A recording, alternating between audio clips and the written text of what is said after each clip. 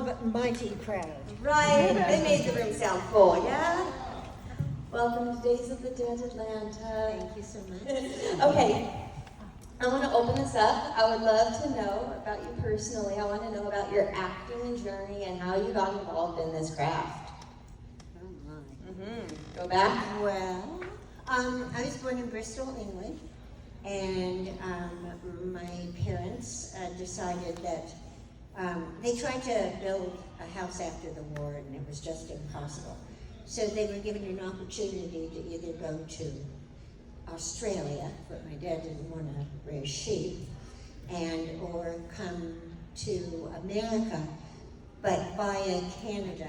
You needed a sponsor in those days to be able to come over. So we went to Canada. We were in Toronto for 2 years, and then we had this fabulous Pontiac car with the Indian head on the front, and it was just massive. And we drove cross country, and we ended up in El Segundo.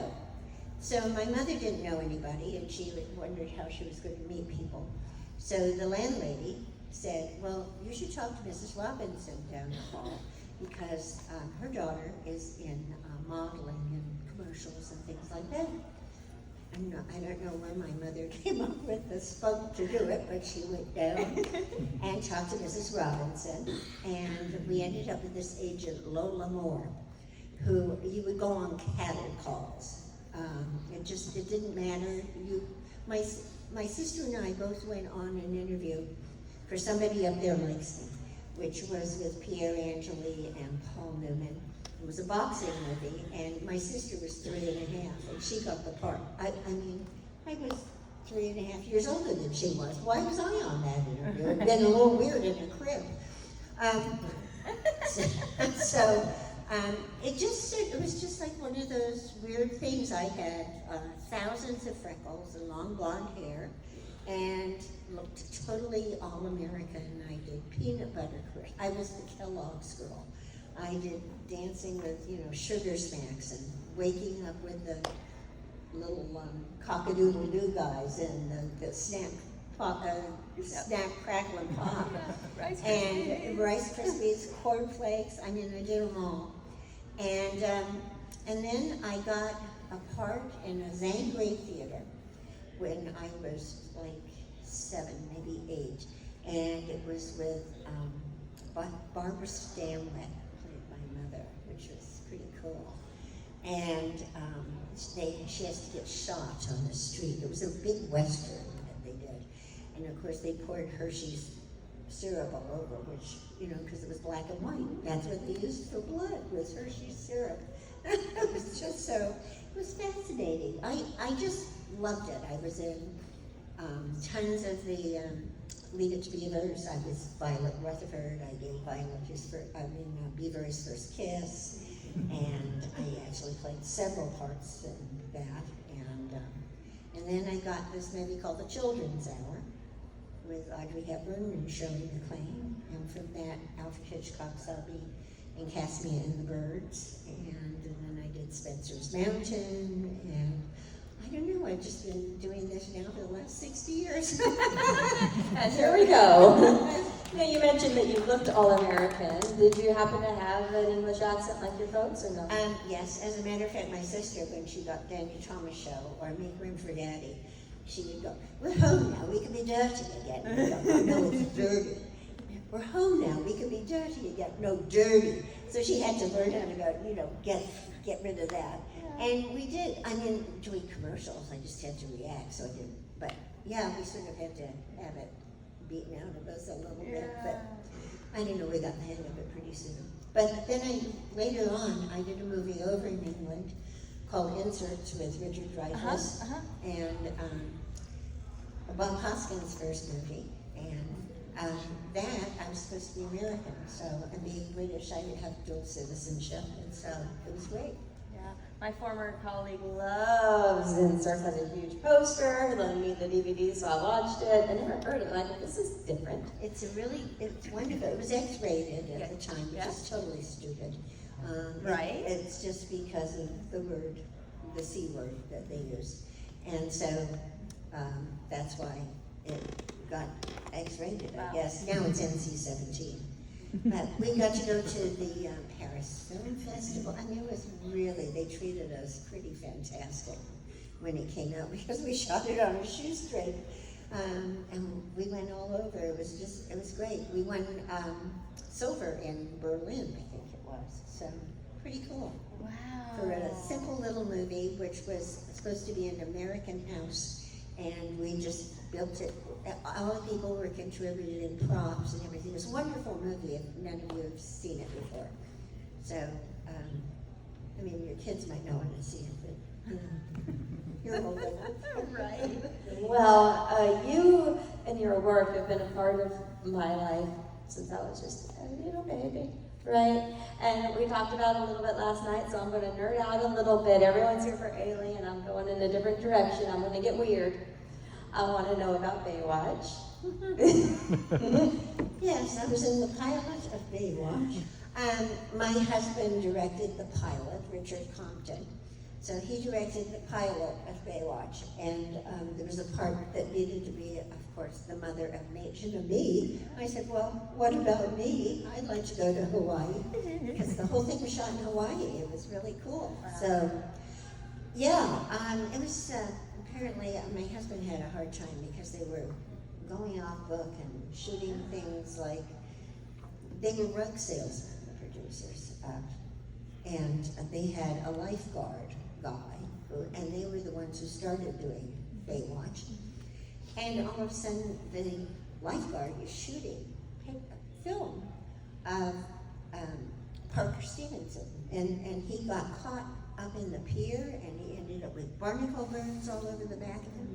Of course, nobody bothered to ask Richard. That's against Director's Guild rules. I mean, there were major problems. So that was real, because that was part of the storyline. So that was real? Yeah, that was Oh real. my goodness. So it was pretty interesting.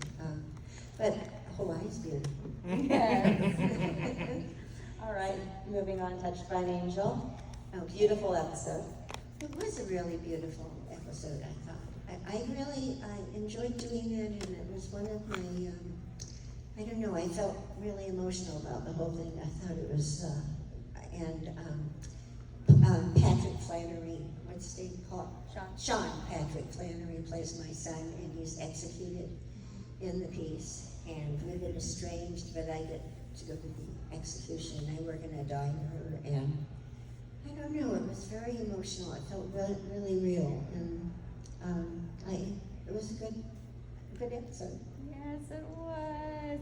I may or may not own all the Touched by an Angel seasons on DVD, but I rewatched that episode recently, and I cried like a little baby. It still holds up. It's been 20 years. It still holds up. It does. You know? So. Yeah. All right, now horror, of course, is why we're here, and I love Candyman too. Candyman too. Can we talk about your experiences? Do you have any fun stories or not fun stories about Candyman 2? Candyman 2 is directed by Bill Condon, who is just, God, he's such a wonderful director. I did a thing called Dead in the Water with Bill, and with Brian Brown, and I was supposed to be this sort of cougar woman who was after Brian Brown. It was a hoot of an episode if anybody, it's Dead in the Water, I mean.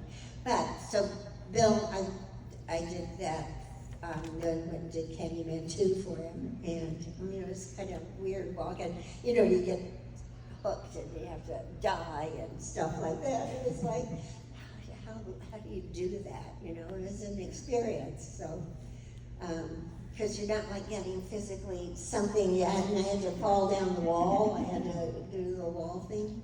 It was cool, it was very cool. And then I did another movie with Bill. So I've done 3 things with Bill. So What was the other one? The other one was Kinsey. What was that about? Kinsey. It was about the sex, Liam Neeson plays my son, who's 3 years younger than I am. And then we had John Lithgow was his father, who I think he was the same age as Liam. It's amazing what they can do with makeup and everything like that.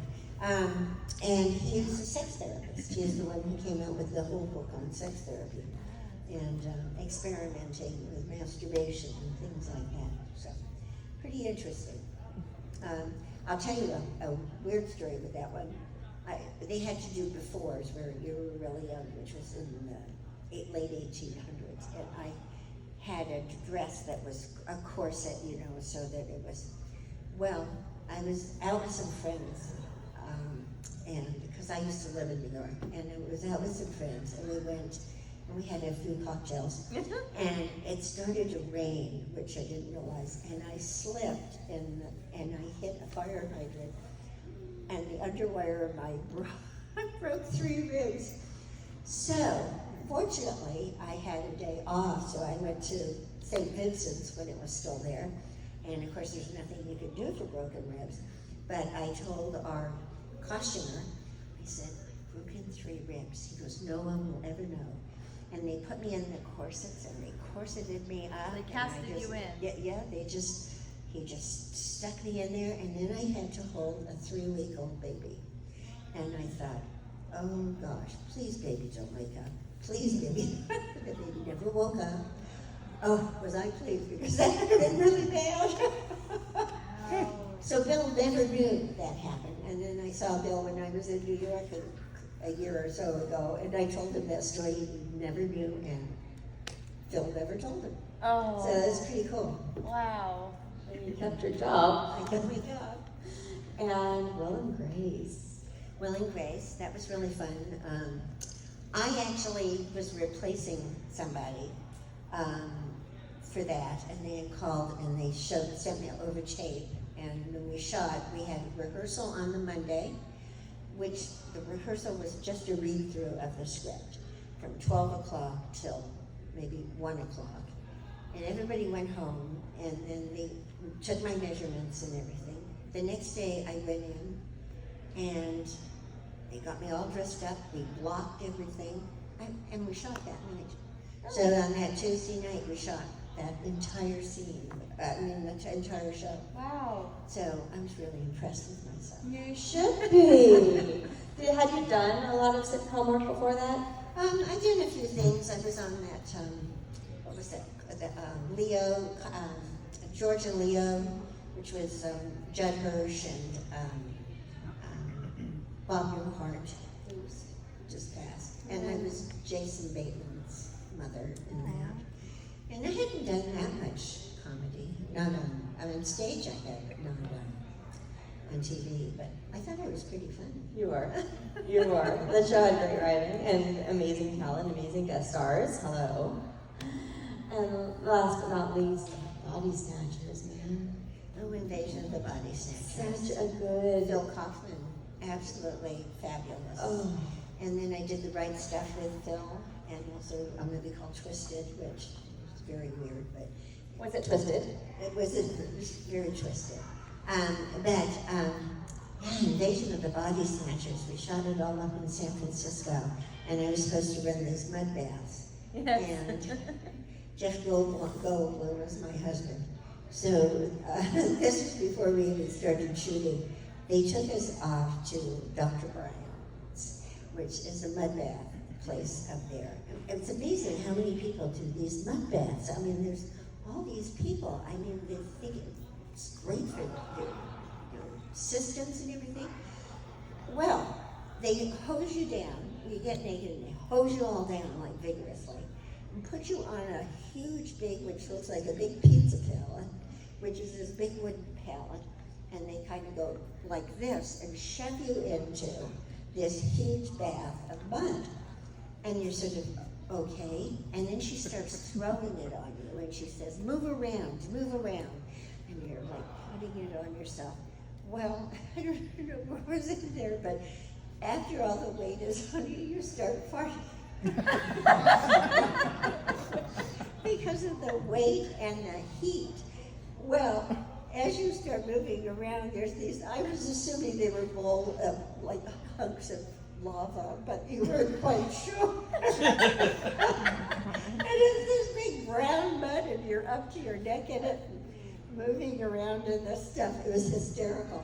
Then you get out of the thing, and then they spray you down with another hose, and then wrap you like a mummy in a thing. Well, when I came out, I mean, you're glowing. You're absolutely glowing. I come out, and Jeff Goldblum comes out of the inside, and the first thing he says is, "I don't know how sanitary that was." Exactly what he was talking about. Oh my God, that was a trip and a half. So then we go and we start shooting the movie, and then when they did have the mud bath, they had a lot thinner mud. It wasn't thick like that.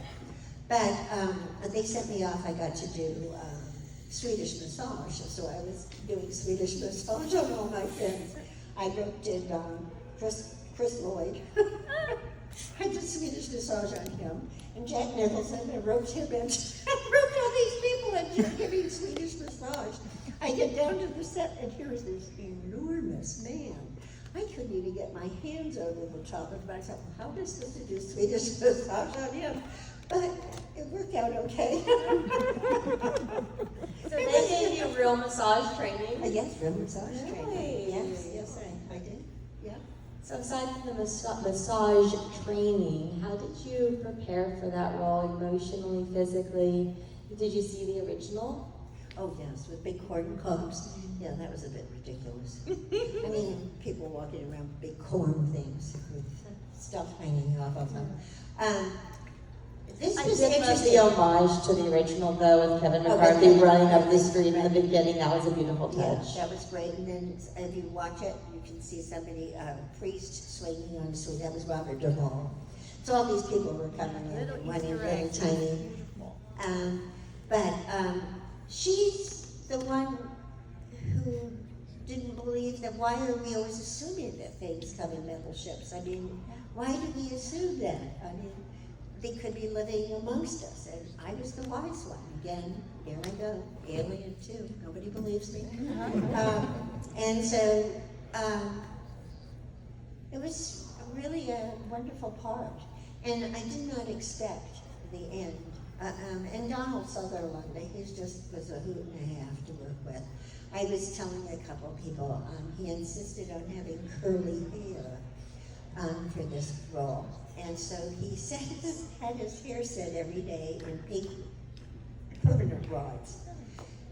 So when all of our rehearsals was dark in pink permanent rods. It was just absurd. It was like, what are we doing here?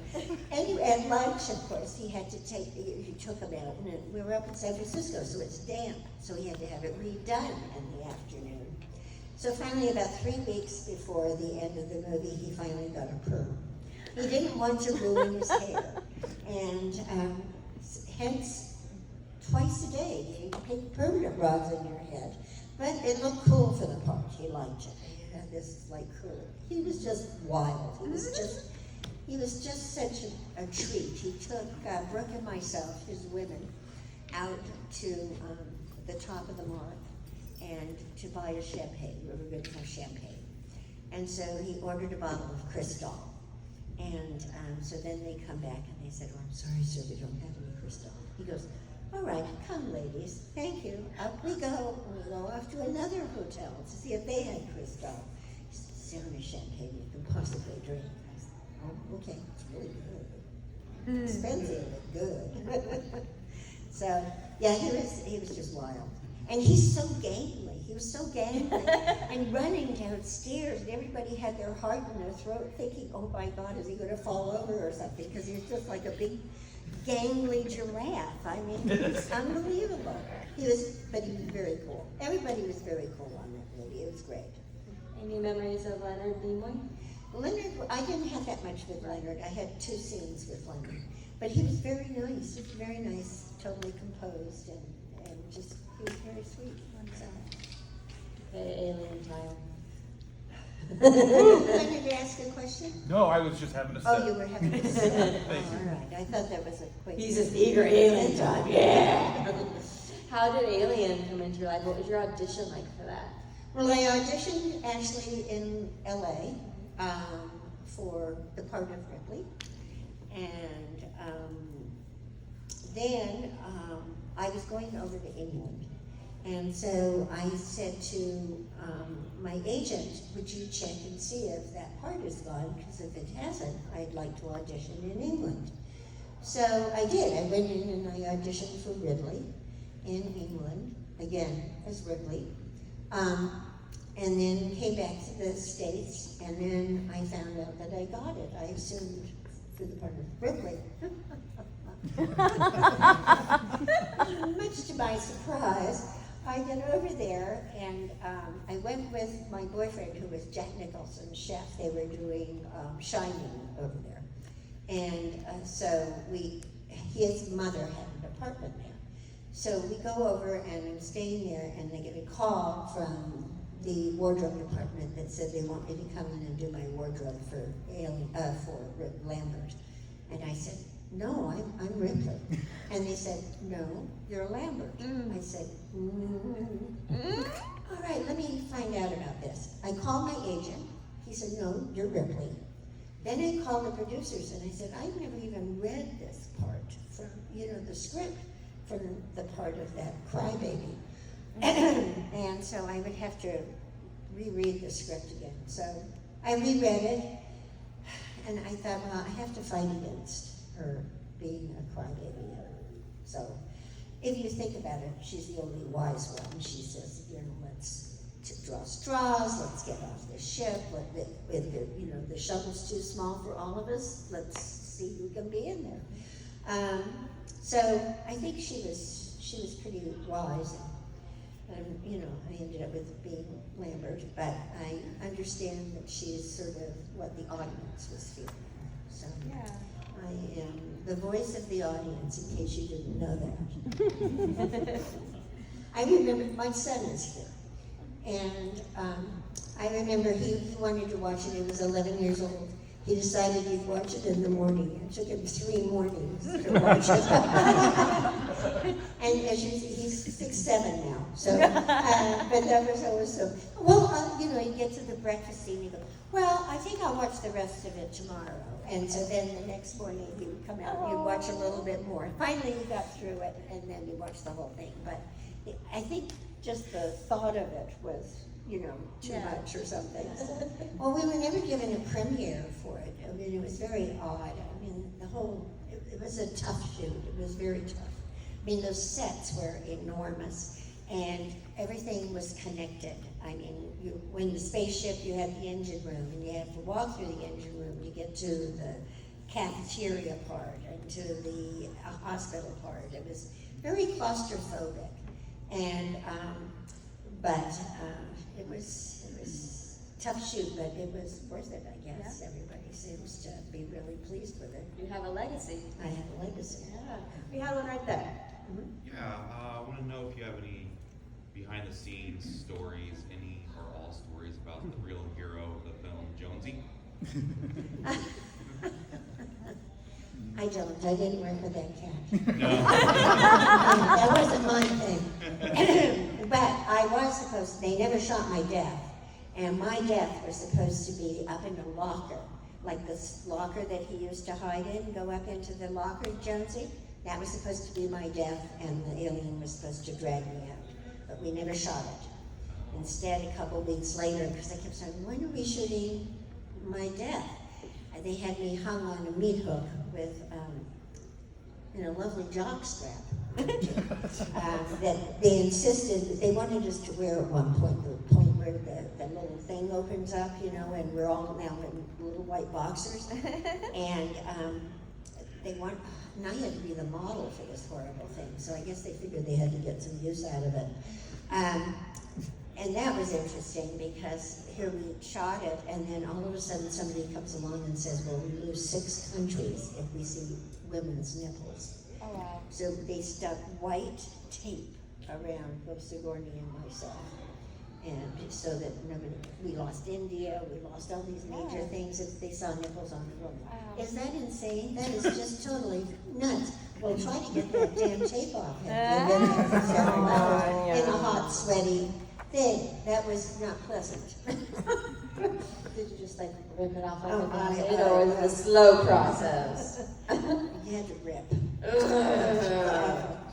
was terrible. Anyway, but I don't have any real stories of And your son's like, Mom! Oh, he's okay. He knows me. Did yeah. you meet Giger on set? Yes, Giger was on And set. what was he like? Well, he was very weird. He was very weird. He would always wear black, and he had a cape that had purple lining.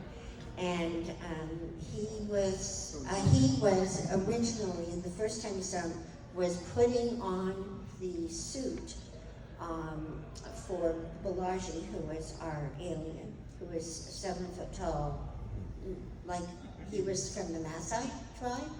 So his arms were so long, and his hands were like below his kneecaps. And so by the time they put the gloves on him and everything like that, well, of course, he had to walk around in the suit. Actually, Tom is the one who said he needs to be able to sit down and suggested building a swing. They had a special swing so that Balaji could sit down. And he had enormous feet. And he would always be wearing crisp white teddies or blue teddies. I mean, so he would have this alien thing with big white teddies on the bottom. It was hysterical. But Giger was around a lot of the time, and just making sure that because all of those sets were him. I mean, they gave us a whole set of prints, which was really nice at the end, and they were all numbered. But what was I going to do? Where am I going to put them? Is big vaginas hanging on my wall? I thought, no, this isn't really my cup of tea. So I did sell them. But I got $9,000 for them, so that was good. Yes, I always heard the rumor that you were not told about the chest burster scene, so the reaction would be real. So my question is, was that really true? And if so, how in God's name did you not break character? Well, it was in the script, that, and actually we needed to see what it looked like because Sigourney and I were supposed to have a scene together where it's supposed to have already come out. So they took us down to the puppet shop and showed us the little puppet guy. Of course, he wasn't in the same color or anything, and they were so excited. Oh, it's going to breathe. Watch it breathe, and they're there with the pups and the things. And it's going to have teeth, and those teeth are going to, oh, well, that's exciting. But at least we knew what we were talking about. So then when we were left up in the dressing room for hours, 4 or 5 hours, we broke for lunch, and then we had to go back up in the dressing room. Harry Dean was sitting in the hallway playing a guitar, and everybody was like, what the hell is going on? Finally, they take us down, and John was there with a fake chest, and of course it was stuffed with all sorts of guts and stuff.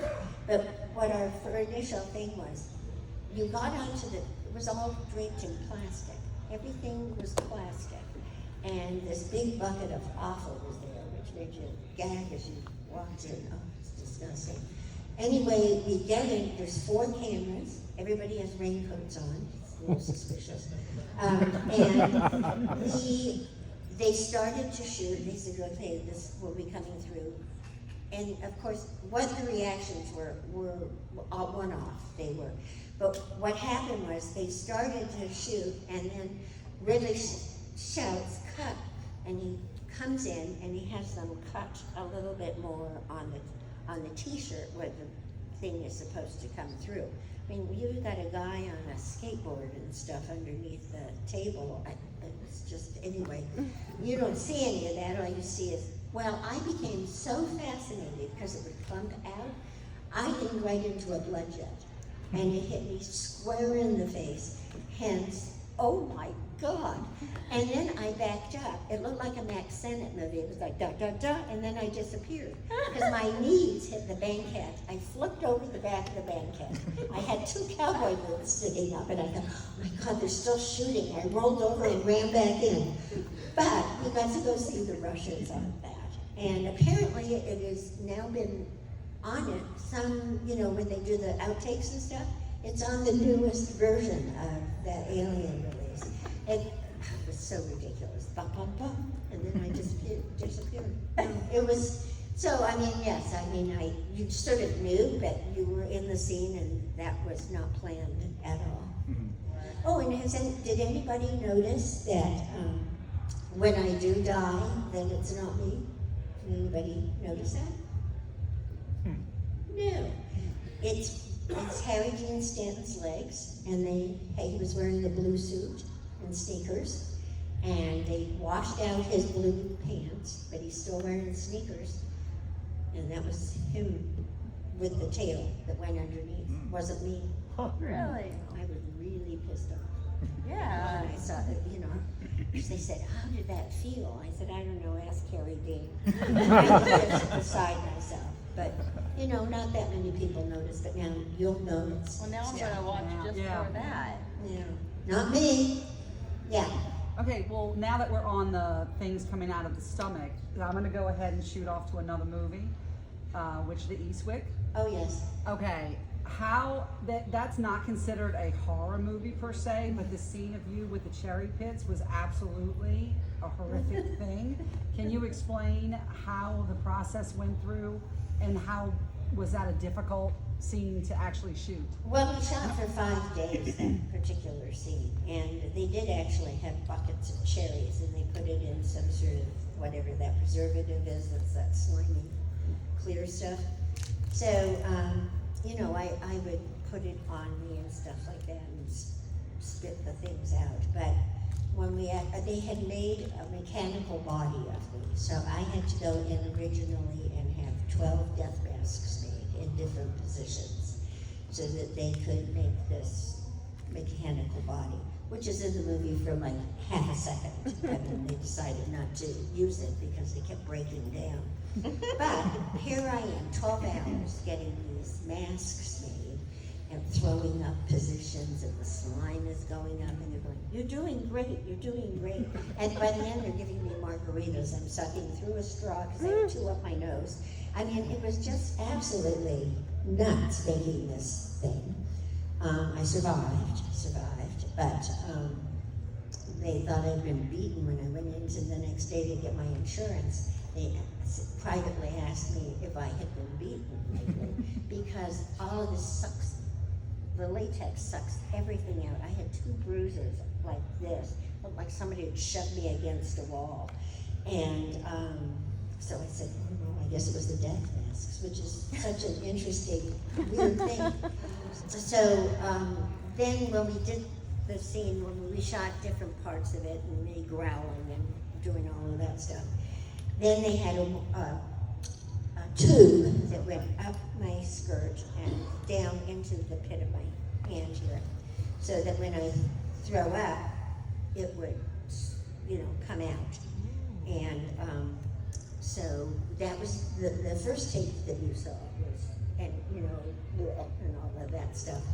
So then they decided that they would shoot it again, and so they had to wash my hair, they had to get me all organized again. That took about an hour.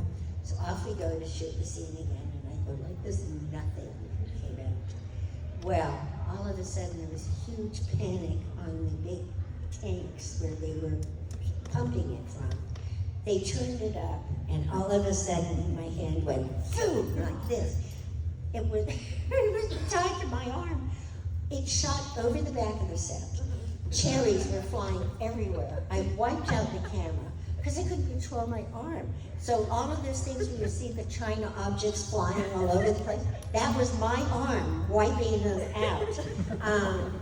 It was absolutely insane. It was just, we were all in hysterics afterwards because it was the most ridiculous thing. It was like, boom, like this. And literally, it shot over the top of the set. It was so stupid. But anyway, it was great. It was really such a fun part. I mean, so rarely do you get a fun part like that you get to play and sort of just be nuts, It was great. I loved it. I loved every minute of it. And I guess Jack, I had done Going South with Jack. I don't know if any of you had seen Going South. But apparently, the book has the character much older. She's an old, uptight person.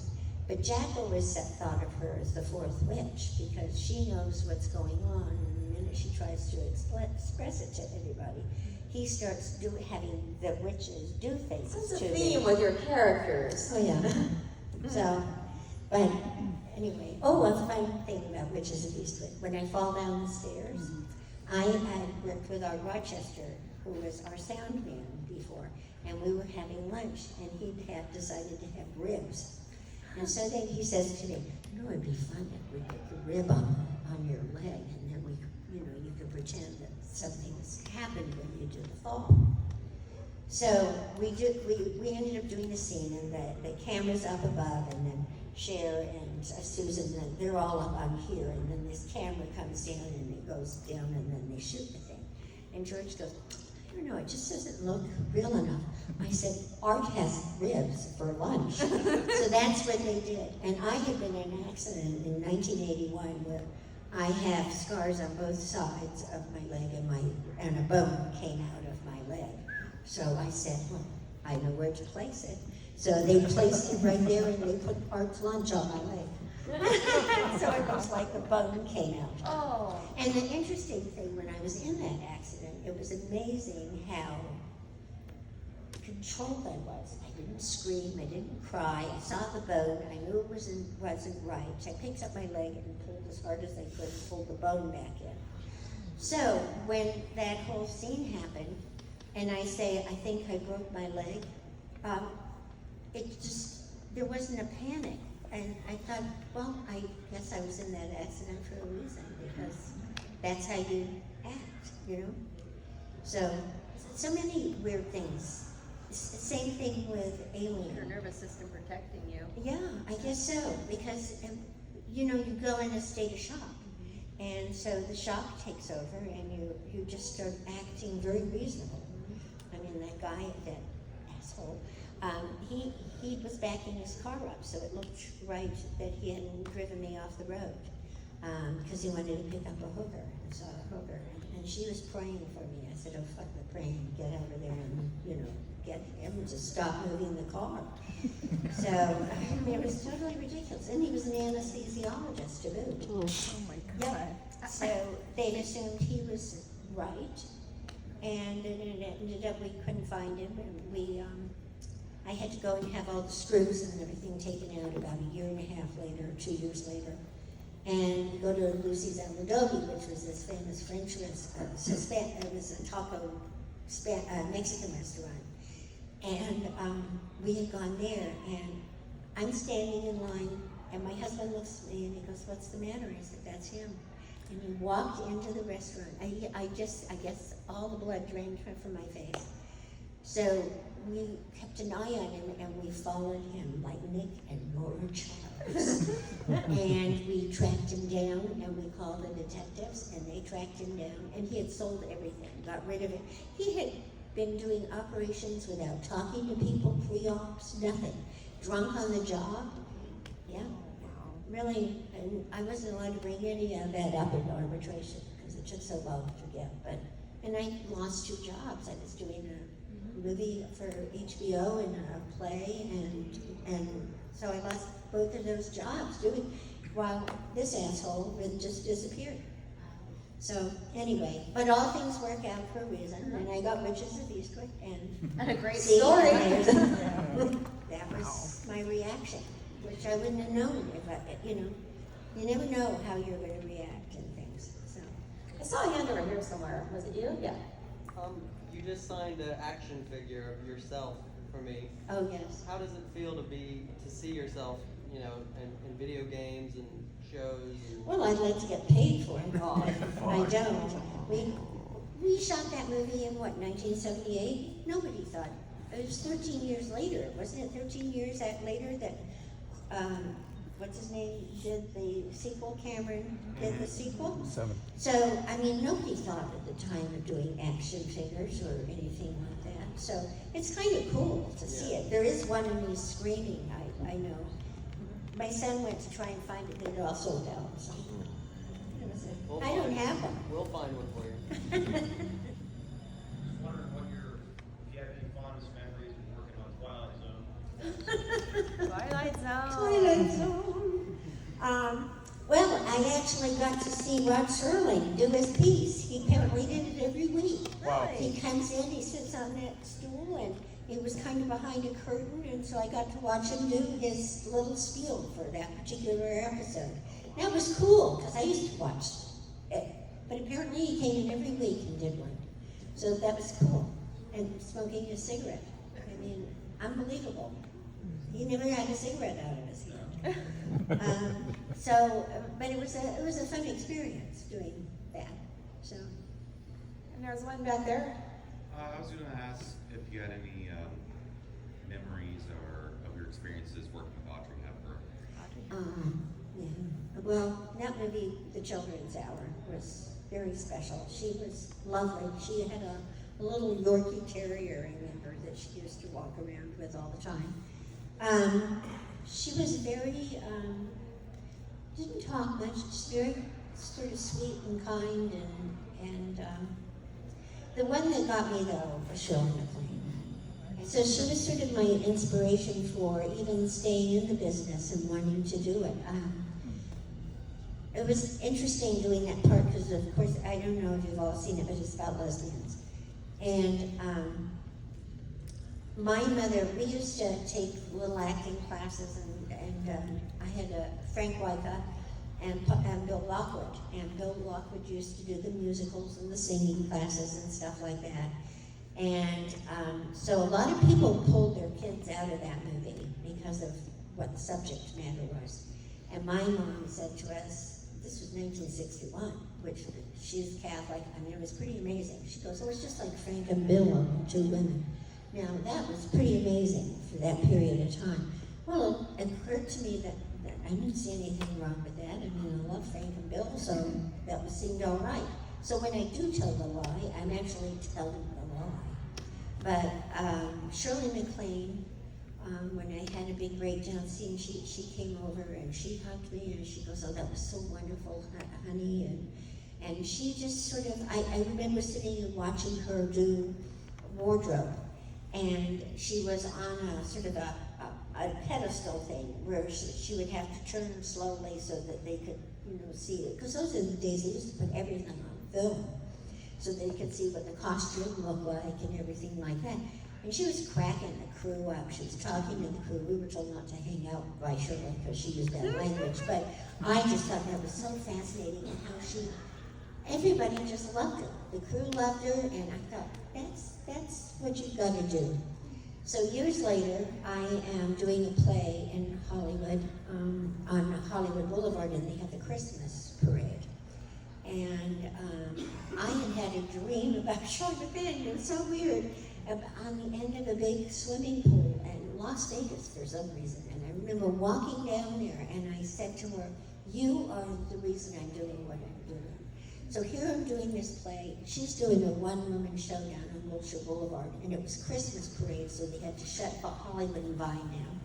So I thought, I'm going to go see her show. So after the show, which she was sensational, after the show, I went back and I said, I'd really like to see Shirley MacLaine. I was in a movie with her years ago. And they said, well, you're not on the list. I said, well, could you ask her? So they went back, and Shirley's standing there, and she looked at me and she says, I have followed your career. I mean, oh my God, it was like it was just something really special. So, yeah, she was cool.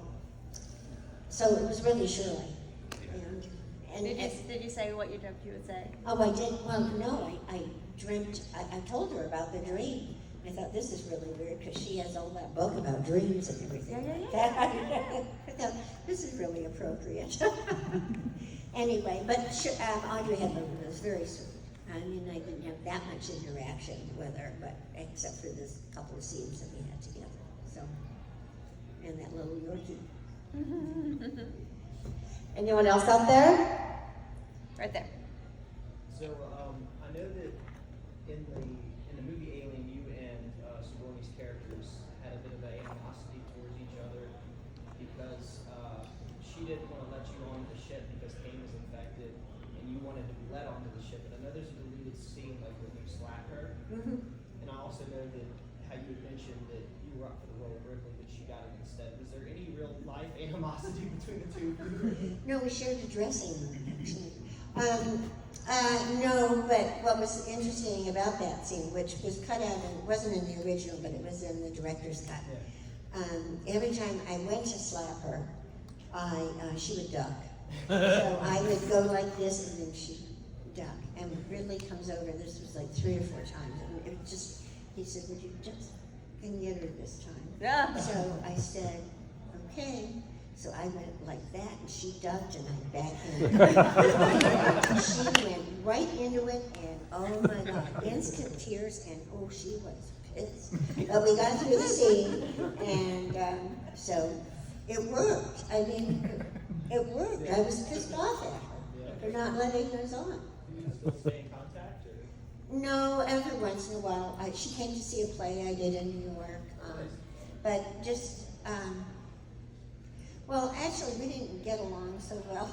That's what I was wondering. If that's the case. And so I got a call. I don't know. I was in New York visiting friends, and I don't know how she got the phone number or anything, but she called and apologized because I told her I thought she was being an asshole, and that she just thought she was better than any of us, and there were only 7 of us, and she really didn't have the right to do that.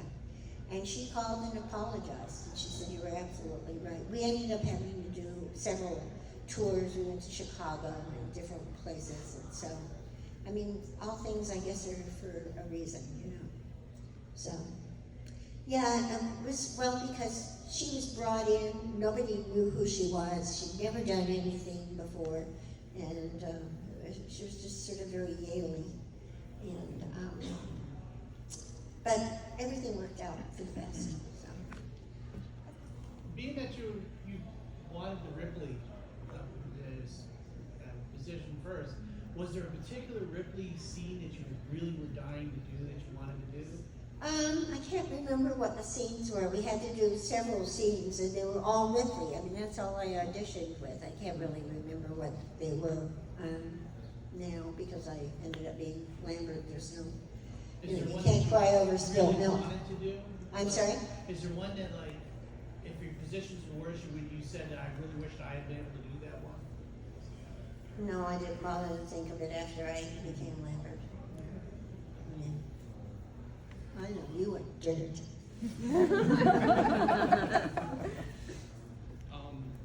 How did you become involved with The Invasion with Nicole Kidman and Daniel Craig?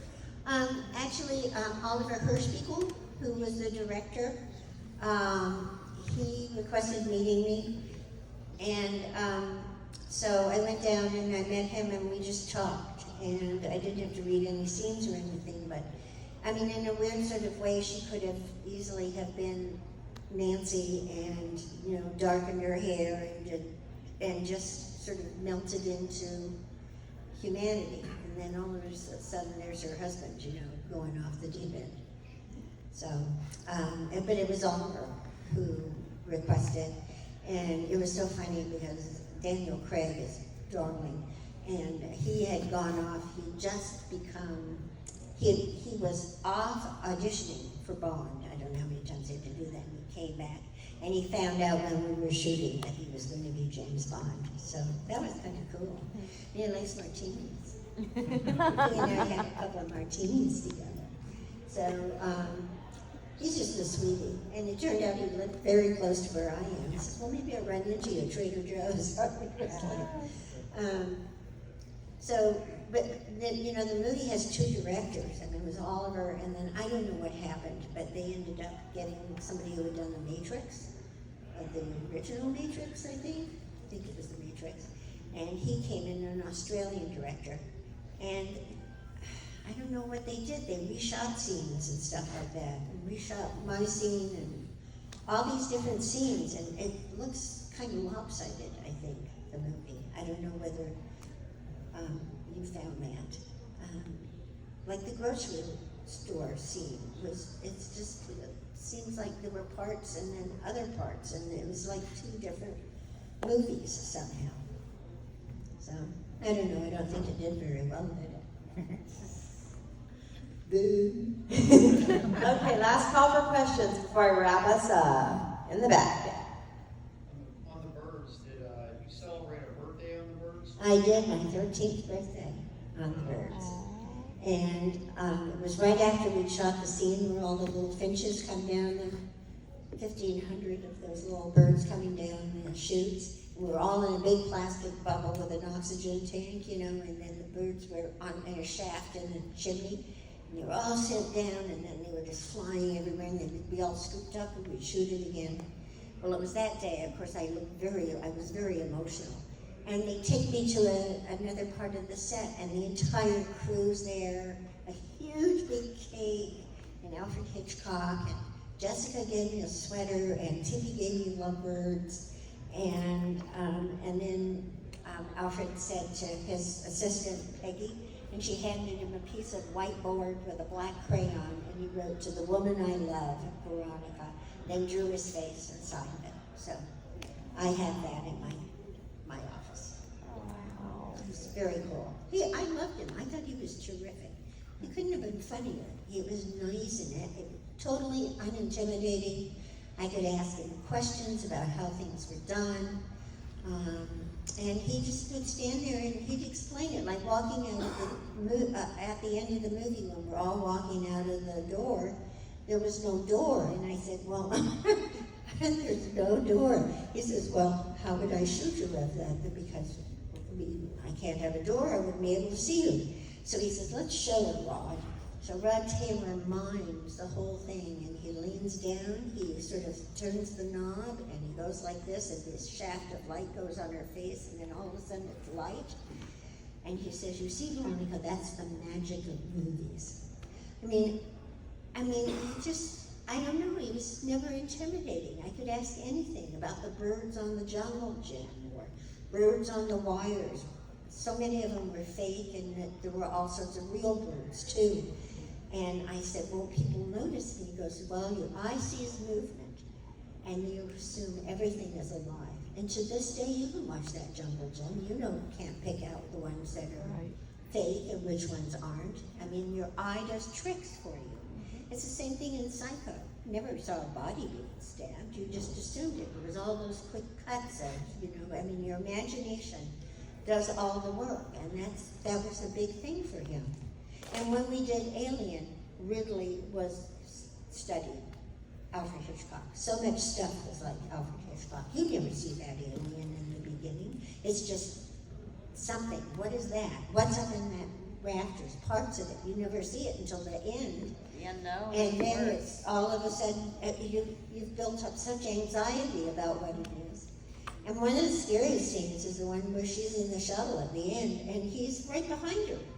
And all the pipes and everything like that, and then he just steps out. That's really scary. That was great. But Balaji was unbelievable. He could twist himself into positions with that suit on and that huge head.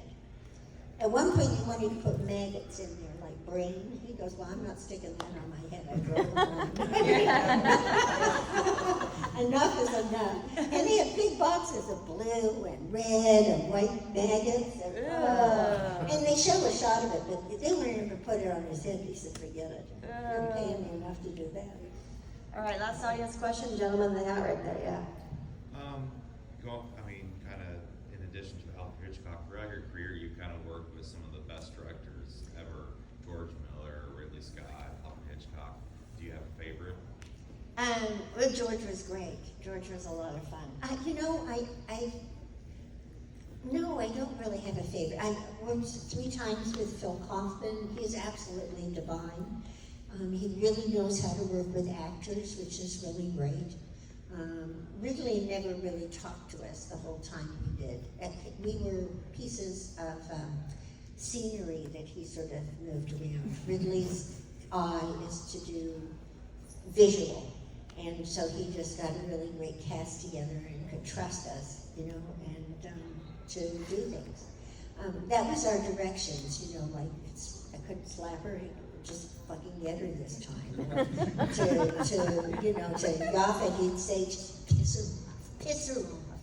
And so the scene where it was terrible because Yaphet loved things like this. The scene where Dallas is dead and she's now captain of the ship, and so she came in, and there had originally been sort of a little intimate scene between them to and they decided they just didn't need it, so it wasn't even shot. And but she was coming off of that, and I'm captain of the ship, and she was very weepy and everything, and the pilot would just bang down his gun and go, "Oh, fuck you," and then he'd walk off, and so he just started getting more and more pissed off. I mean, and at one point he says, "I'm black as can be, and I have an entire following, and you're standing there saying, I could be a captain of this ship." Oh, he just was terrible. She was getting angrier and angrier. So finally he comes in and she says, "I am the captain of the ship and this is what's happening." And if you watch the movie, he slams the gun down and he goes, "Okay." I mean, but his direction was, piss her off. That was his direction. I mean, things like that would happen all the time. That was Ridley's, how he directed. So, I finally got to talk to him one day when we were in the shuttle, because he didn't talk very much. He was just, he would work constantly, I mean, hours and hours. It was the only set I'd ever been on where people struck. The entire crew struck. They gave them a week's warning. We said, we're shutting down at 5:30 on Friday night, so just so you know, because they had to wrap in an hour to wrap up, and then they had to drive an hour and a half to get home. We were out at Shepperton Studios. It wasn't near anybody. And so that night came along, and they waited until scene was finished, and then they said, "Okay, boys," and everybody just started wrapping up. And the producers came flying down. "What are you doing? What are you?" They said, "No, this is what we told you. We're taking our time." And I mean, they said, "Well, Ridley's willing to work." They just looked at him and said, "Ridley's always willing to work." So, no. That was an interesting movie to work on. But I did The Right Stuff. Did anybody see The Right Stuff? And that was Phil Kaufman. And oh God, what a wonderful movie that was. And what great people. And just, I mean, we had so much fun on that movie. I don't know, I can't pick favorites because each guy has a different, or woman. I worked with a wonderful woman director when we did The Good Doctor. And she's terrific. And she had me come and do The Rookie for her. And each person sort of brings their own thing to it. Yeah, so haven't worked it with any real nasty people. Well, that's good. So that's good. So one last question to wrap us up before we let you go, and that is mine. Oh. If you, Veronica, could give your character, Lambert, one piece of advice, what would it be? Well, I don't know. I think she was pretty in control of herself. I mean, she seemed weepy to me. But I don't know that she was really that weepy because she was frustrated. She was just trying to get people to listen to her, you know. Instead, we all kicked the bucket. Nobody listen. Anyway. All right, guys, thank you. Give it up.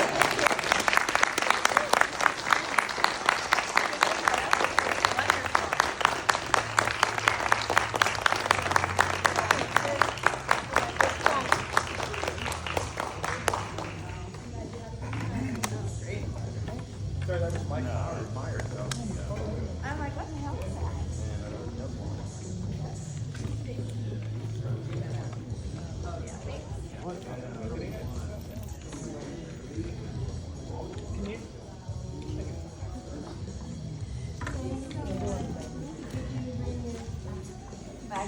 I got it in my back. I'm gonna get to your table when you get it. Okay, very good. They just water? Yes, and it's new, so if you want it, it's all yours. They don't pick any. Oh, well, we got